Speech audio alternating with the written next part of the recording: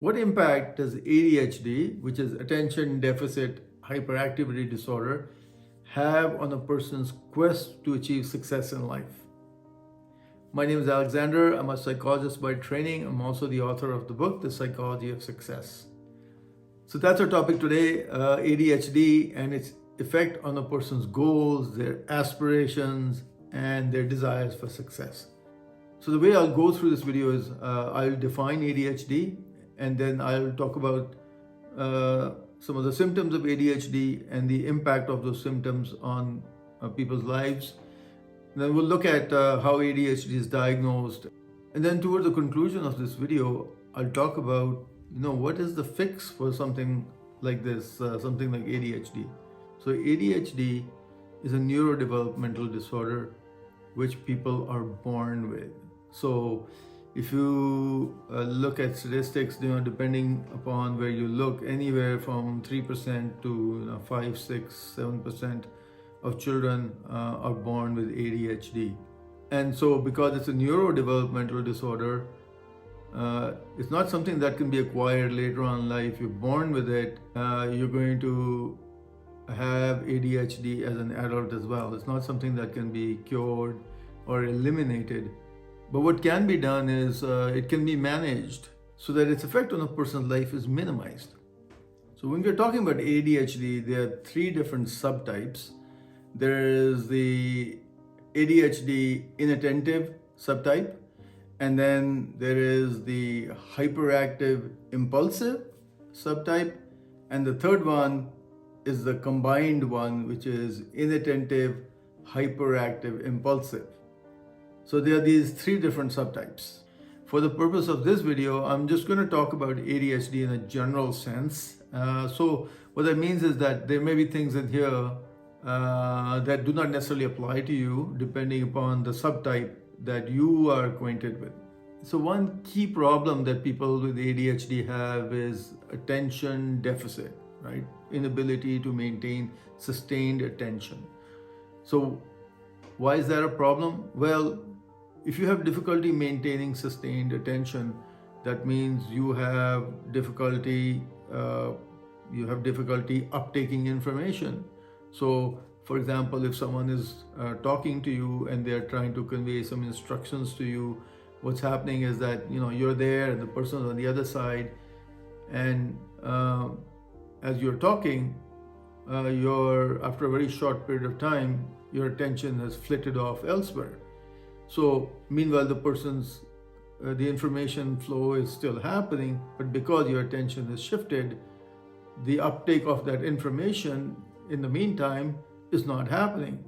And so that means that there's a gap in your understanding about what is being conveyed to you. So the person's attention shifts off, and then after a period of time it returns, and now they are on point again and talking to the person who's talking to them, and then very short while later their attention is shifted off again, and then they're back again, and then short while later their attention shifted off again. So this phenomenon just keeps happening.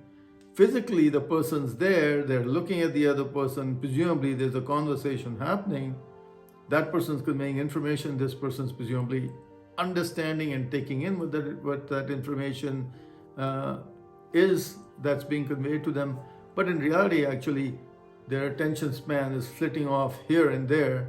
So when this interaction ends and this person walks away to kind of do what is being asked of them, or what has been required of them, they've walked away with these gaps in their memory, these spaces that happened because their attention had actually flitted away somewhere else, and now they have to go complete a task for which they do not have all the information.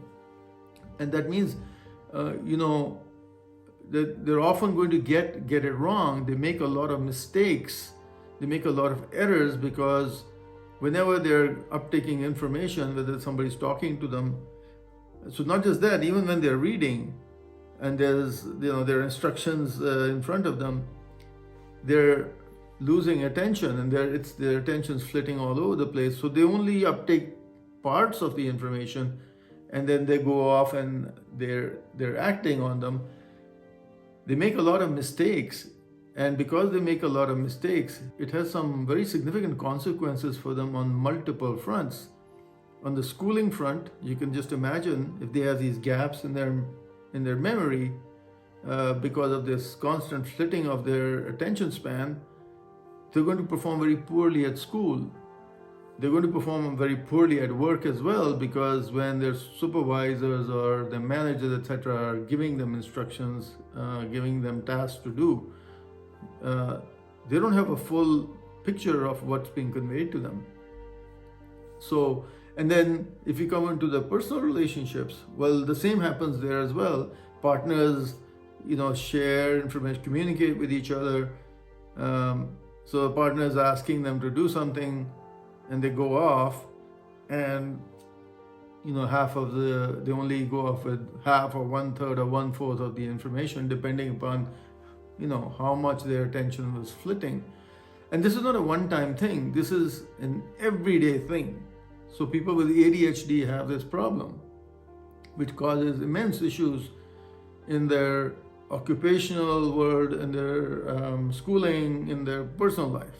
Just that one issue alone can cause so many problems.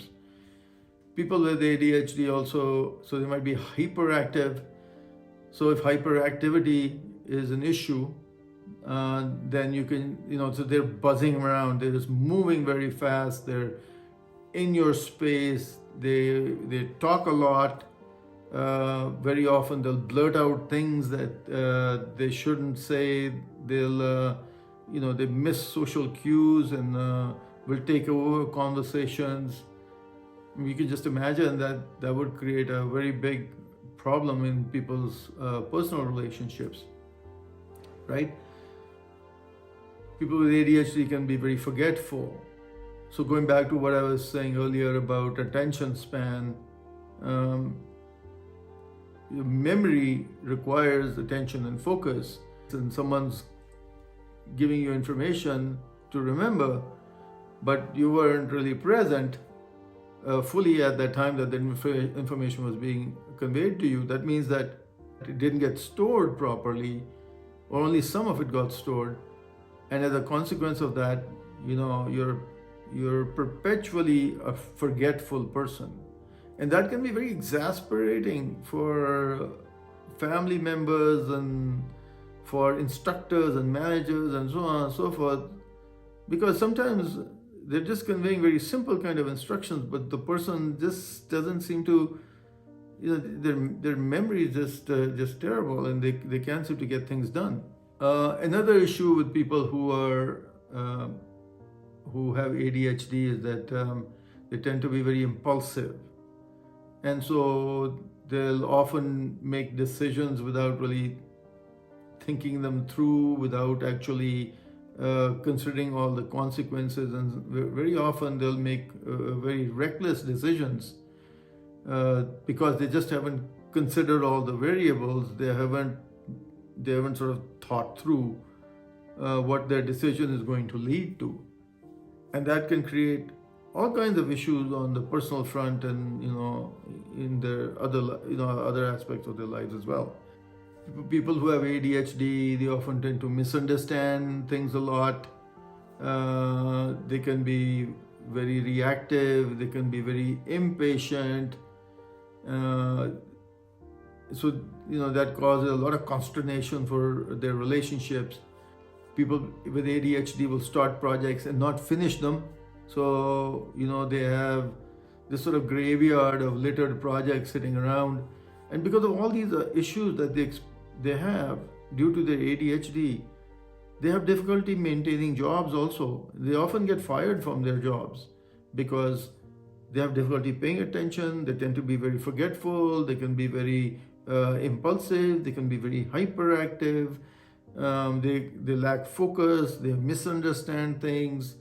They're disorganized, they're chaotic, and so this kind of is not a good setup for maintaining a job, for example, or carrying through a project and to its conclusion. Very often they have very poor self-esteem just because they've experienced so much failure in their lives, right? So it's a very chaotic world that they live in because of ADHD, something that they were born with. It's hardwired into them, and it cannot be, and it cannot be eliminated. It cannot be cured.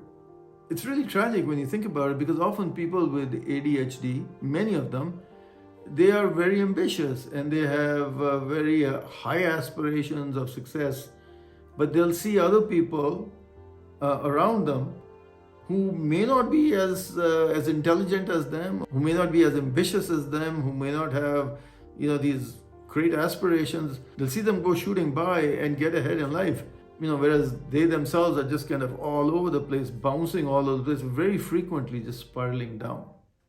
It's tragic. So let me take a moment now to talk about how ADHD is diagnosed. First of all, there's no blood test, or there's no X-ray, there's no MRI or anything like that that could be applied to diagnose ADHD. So how ADHD gets diagnosed is that the clinician who is educated in ADHD will have a clinical interview with the person, and then they'll give them forms to fill out. Right? So there are very specific forms where you're looking for information about all these things that I've talked about earlier. So those forms don't just go to the person. The person is not the only one who's filling out those forms. They'll have sets of forms that other people will fill out. Parents would fill them out, or teachers, or it would be, if it's an adult, then the partner. What the clinician is trying to do is, the clinician is trying to get corroborating information that will help the clinician make a decision about whether the person has ADHD or not. So all these other sources are providing information, and we're trying to see if they come to a common point. And that's how ADHD is diagnosed. So earlier we said ADHD doesn't have a cure. So then what do we do? Well, there is a way to manage it. And so I'm going to talk about that now. Now, how would you manage something of this nature? Well, one key thing that has to happen for a person who has ADHD is simplify. The word simplify is a really important word for somebody who struggles with ADHD. People with ADHD have a really hard time multitasking, and maintaining multiple projects on the go. It's just too much for them. It's hard enough for them to maintain focus on one project alone. But if you have too much going on, very often nothing gets done. They just get paralysis. And so as a result of that, everything falls apart, right? So simplify is a very critical word for somebody who has ADHD. You're focusing on preferably one task, and that's effectively what you're working on. Then to manage the other symptoms, so hopefully, and this will require the person to work with a good clinician who has a good understanding of ADHD. The person has to learn to develop attention, sustained attention.